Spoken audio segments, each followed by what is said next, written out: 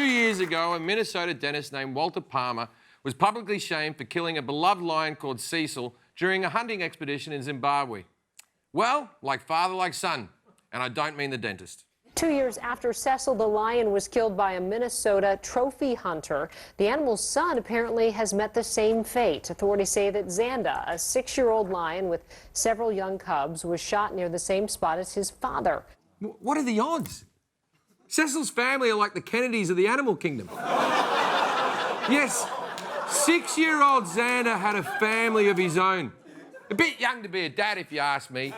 But you have to remember that he grew up in a tough neighbourhood with no male role model. Now, there's a difference between trophy hunting and game hunting. Now, I don't like either of them, to be honest. Now, I know that people consider hunting to be a sport. It's not a sport. Sports have winners and losers whenever you ever lost at hunting. And I suppose you could call it a hobby, but it's a hobby. If your hobby is you and your best friend dressed up in camouflage, hiding in a swamp and going honk, honk, so you can fool the mind of a duck, what type of low-life prick are you? And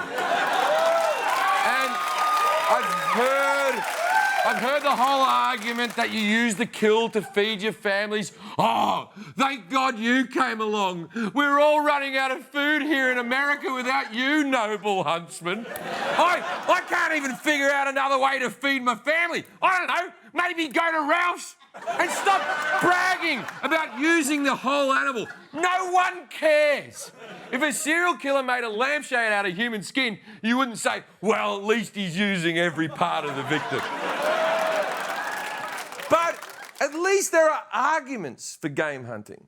Trophy hunting is different. It's less about living off the land and more about paying lots of money to kill rare animals for Instagram likes.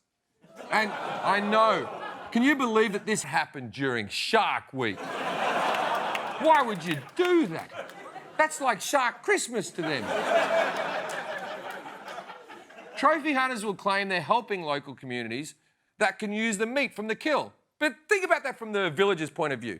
Day 1, fresh lion, everyone's happy. Day 2, more lion. Day 3, cold lion sandwiches. Day 4, what is it, Mum? Lion casserole. Then it's lion salad, lion soup, lion tacos, and then finally, geez, Mum, can we have something besides lion? And then your mum goes, you'll eat your lion and you'll be grateful because there's kids starving in Africa and they're you.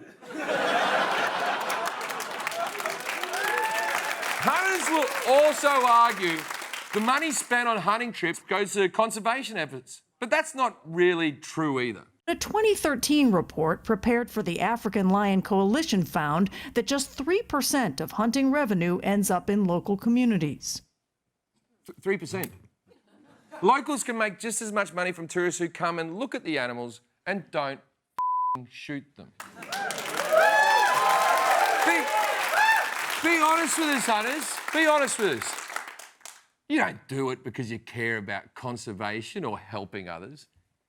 You just like the killing part.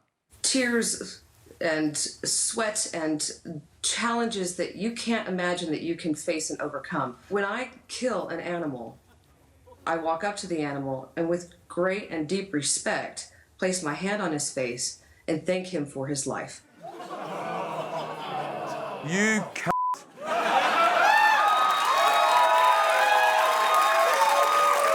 Maybe another way to thank the animal for its life is by not killing it.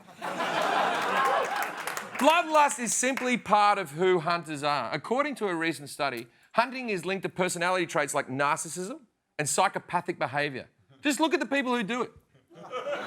But maybe the most offensive thing about trophy hunting is how much people are willing to pay to go kill something. Hunters from around the world spend upwards of $325 million on hunting in Africa yearly. A Cape buffalo hunt runs $20,000. A leopard hunt can cost as much as $28,000. And a lion hunt costs $100,000 per cat.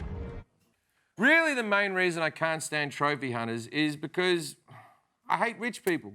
I've hated rich people my entire life. And I know the irony is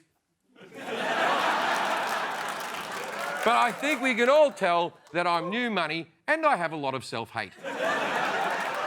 Rich people are somehow allowed to do things differently than everyone else in the world. Like, the rest of us are playing soccer, we're all having a great time, we're kicking a ball around, and then a rich person comes along and goes, I'd like to play soccer, but I'll be sitting on the back of a horse and I also need a big hammer.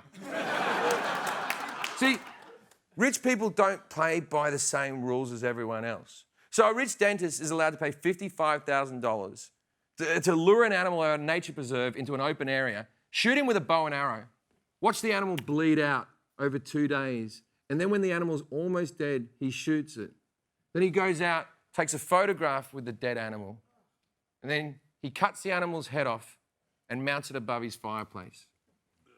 If a poor person did the same thing, but within his means, we would lock him in prison. Say a poor person sat in his backyard and shot regular cats.